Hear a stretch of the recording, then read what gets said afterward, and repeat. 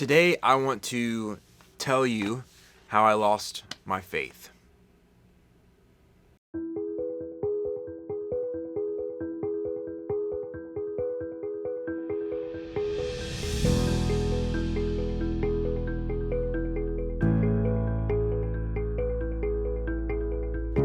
this video, we show you how easy it is to manage all your inspections. Went to get the oil change this morning in the Kia, and now we're back editing videos. The family is out at some YMCA learning thing. I'm not sure exactly what it is, but it sounded cool. And I hope you're having a great day. When it comes to me leaving my faith, leaving Christianity behind, it is still a delicate topic in the sense that I have friends and family members who are still Christians. They would still identify with this belief system. They are still very much in that, and it's important to them. So whenever I'm discussing this with you especially, I want to, make sure we are all on the same page here, right?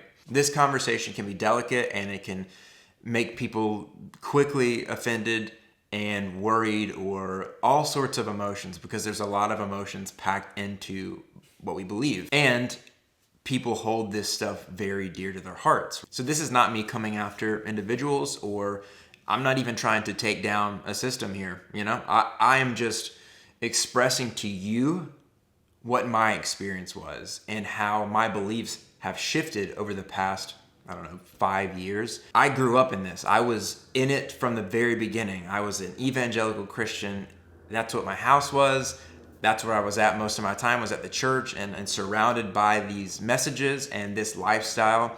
So for me, leaving this was really a big deal. And it shocked a lot of people, and it hurt people, and I was hurt through the process, and it really changed a lot about our lives because we were very entrenched in. Most of the things that we did involved church and God and Christianity. So this was a big deal.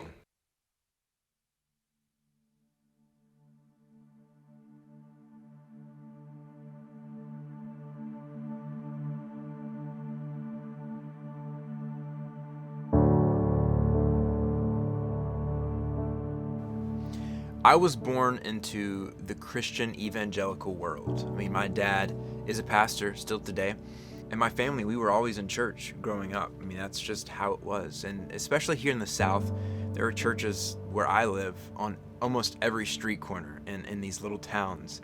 It was a huge part of my life. I grew up believing this and believed this my entire life until I was about 25 years old, when I started to question everything, and everything started to kind of unravel before me. The question here is, how and why did this happen?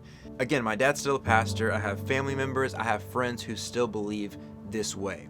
But how and why did I leave the faith? There are so many things that we could get into, so many details. This is deep stuff. This goes into the nitty-gritty aspects of life, and there's so many different topics within the Christian evangelical faith that I could go into and I could dig into, and we could be here for a long time. So instead, I'll give you 3 of the biggest reasons why I decided to leave Christianity, stop believing in this whole idea. Number 1 is original sin. When I had my first child, my daughter, I held that girl in my arms and I looked at a ball of perfection. Now, what I was taught is that from the moment you're born, you are sinful. That's just how it is because of history, because of creation and Adam and Eve. All of us humans are sinful from the start, okay? No getting around it. So my baby girl, I look at her and I have to believe that this girl has sin in her heart? Absolutely not. I couldn't buy it. It didn't sit well with me. And I started to question this idea. And that wasn't when it started. I met people throughout my life who weren't Christians. I had friends in school who did not grow up in church, who were not Christians, who were full of love and joy. And they were good people. They were beautiful people. And I never could really understand how they treated people better than Christians most of the time. I would meet people, see people in the world as I continued to grow up and encounter those who loved others really well, and they weren't Christians. They seemed less sinful, more at peace, more whole than even I myself felt most of the time. So original sin was one that never sat well with me, and I do not believe it to this day. I do not believe you were born a sinner. In fact, I think the idea of being a sinner, being sinful, is unhealthy for your mental state. But again, we could talk about that another time. The bunk bed I was supposed to put together yesterday never showed up. So just took apart beds, and kids slept on mattresses on the floor because there's no bunk bed here. It's supposed to show up today. We will see if it actually does show up. And hopefully it shows up sooner rather than later so that I am not putting their bed together during bedtime. That would suck. Keeping these kids up late, never a good idea. Some people think it's a good idea. Always backfires. See, the thing about keeping kids up later is that they wake up at the same time, no matter what. So if you keep them up, it's not like they're going to sleep in. We learned this the hard way. Oh yeah. They're going to wake up at about the same time that they always do, with less sleep and crankier. More cranky. Cranky butts. So hopefully the bunk bed comes today. Number 2, a little place I like to call hell. Well, I don't like to call it hell. I don't even believe in it. From a young child, literally from a child, I was taught that God created this place called hell. It is an eternal place of suffering and torment, of hell fire. It's where you're tortured for eternity. How do you end up in hell? Well, you don't believe in Jesus. If you don't believe that Jesus is your Lord and Savior, that he died for your sins, you confess it with your mouth, believe it in your heart, you end up in hell forever. There's this beautiful analogy that this pastor used to do when I was in youth group. We watched a video where he held this little piece of rope. I have a TikTok of it. Held this piece of rope, and there was a piece of tape on this rope, and he's like, this is your life. See how small it is? And then he starts pulling the rope. This is eternity. What you do here dictates where you end up here. So let's be really careful with what we do here so that we end up in heaven with Jesus. My argument to that is, how could this little bit of time, us humans, we get such a small amount of time, the amount of variables that come into each person's life, where you're born, who your parents are, what school you go to, what you ate last week, and it's such a small amount of time that there are millions of people who will never believe in Jesus because they're handed other religions or they are handed a completely different life. So many reasons why you wouldn't buy into this message in this short amount of time. So the all-powerful being above who created everything and knows everything only gives you a little bit of time to get it right. If you fuck that up, eternity in hell. See what I'm saying? I just couldn't buy it, especially because I know so many people who don't believe in it, who are lovely people, who it's like, why would they have to go to hell? This literally makes no sense. And again, the kicker, the thing that started all these questions for me comes back to my kids. Hell was a huge reason why I started to question everything. If you were interested at all in some light commentary and funny stories on the type of stuff I experienced as a kid and I grew up around in the evangelical church, Kevin James Thornton on TikTok and Instagram, he does a lot of these videos where he tells a lot of funny stories, and they always start with, "Am I a super fundamentalist church when it was the 90s or something like that?"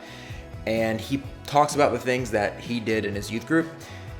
A lot of that was also in the 2000s, like the early 2000s, which is when I was in youth group. Kevin James Thornton does a great job of talking about some of these things in a very lighthearted, funny way, but also very real. So, you like my pocket bear? Allura set me up with this one. Something to keep in mind as well is we change, right? I am 29 years old. I am not the same as I was when I was 15 years old. I'm not the same as I was when I was 25 years old. And I am sure that my beliefs will shift and change and fluctuate and evolve as time goes on. That's just normal. That's life. That's what happens. So I don't think I'll ever go back to believing what I used to believe. Once you see, you can't unsee. Once you taste, you can't untaste. And there's a lot of things that I've seen that I can't unsee. But who knows? Who knows? Life is wild.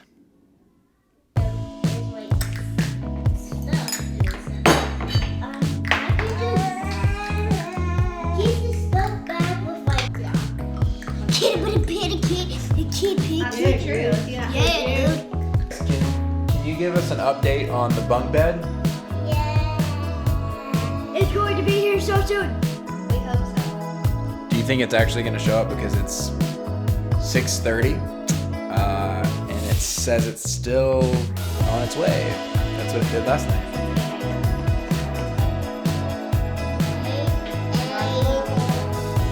Hey, Daddy, where do you want to buy this Bunk Bed?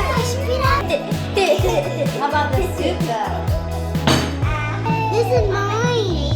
Before my birthday, not at night. Yeah. This is mine. And number 3, to wrap this thing up, separation. And I don't mean separation from God, right? What sin does to you is separates you from God, is what I was taught. I mean separation from my neighbor. I mean separation from my best friends, from the people that I love and that I care about, for the people I am yet to meet and have a relationship with. One of the things that I've experienced my entire life is separation from others because of what I believe. What I mean by that is when I was a Christian, I believed that I had God in me and I was right. I believed I was right over everything. If someone was not a Christian, I looked at them differently. I looked at them and thought, they don't know the truth. They don't have it. They're not living a full life. They're missing something. It always separated me from others. I could never truly and fully love them all the way because the problem is I always wanted them to change. I always wanted them to accept God and to accept Jesus. And that always wanting them to do this thing is a barrier. That's not real love. I don't believe that's real love. I wanted to love my neighbor. I wanted to love my wife and to love my friends. And honestly, letting go of all this has enabled me to do that. I never thought I would be as happy, as joyful, as full of life, as adventurous, as loving, as kind, as patient, as fulfilled as I am right now without this. Some people love it, and some people, it does all of these things for them, right? Believing in God, believing in Christianity, it really does fill them up and make them a better person. For me, it didn't. And I look at my life and growing up as a kid and as a teenager, and I think to myself, you know, there was a lot of things that it really didn't help me with. It, in fact, made worse. Anxiety and stress and pressure. I mean, the pressure to get this shit right. I know people, I mean, even my wife, I don't think she would mind me sharing this, but she used to ask Jesus in her heart like every night. She was so scared. I had my best friend, I don't think he would mind me sharing this. He did the same thing. He went to a Christian school when he was a kid. And every night he would ask Jesus in his heart because he was scared of going to hell. Like, that's the kind of shit that it does to kids. It makes you scared because you don't want to end up in hell. And then it paints this really odd picture of love. Anyway, I am passionate about this. I really am passionate about it. But please don't take it as hate. This is just my opinion. This is just my view of all of it. And you're here kind of to hear my opinions and views and my stories and all that stuff. So that's the 3 main reasons why I left Christianity. Original sin, I couldn't buy it. I couldn't ever see it in my kids. And now I don't see it in myself and I don't see it in you. Hell, I can't buy it. It doesn't exist. I mean, the intricacies of life, the complications of life, the different ways and places you're born into and types of people you are and things you're handed, it's too complicated for someone or some being to be able to draw a line and say you're in and you're out. And separation. I don't want to be separate from people. In Christianity, the belief in Christianity always separated me from people. I want to be able to love fully, enjoy others, have real relationship without always wanting them to change, without always wanting them to be something different. I want to love people exactly how they are. Make sure you're subscribed to the channel, make sure you like the videos, and comment down below if there's something that you want me to talk about, if there's a topic, if there's a question you have for me. It can be related to this, how I left Christianity and the reasons why and the intricacies of that, or it could be something totally random about my life, music, acting, whatever. Comment below. Would love to hear from you. Okay, beautiful people, I gotta go.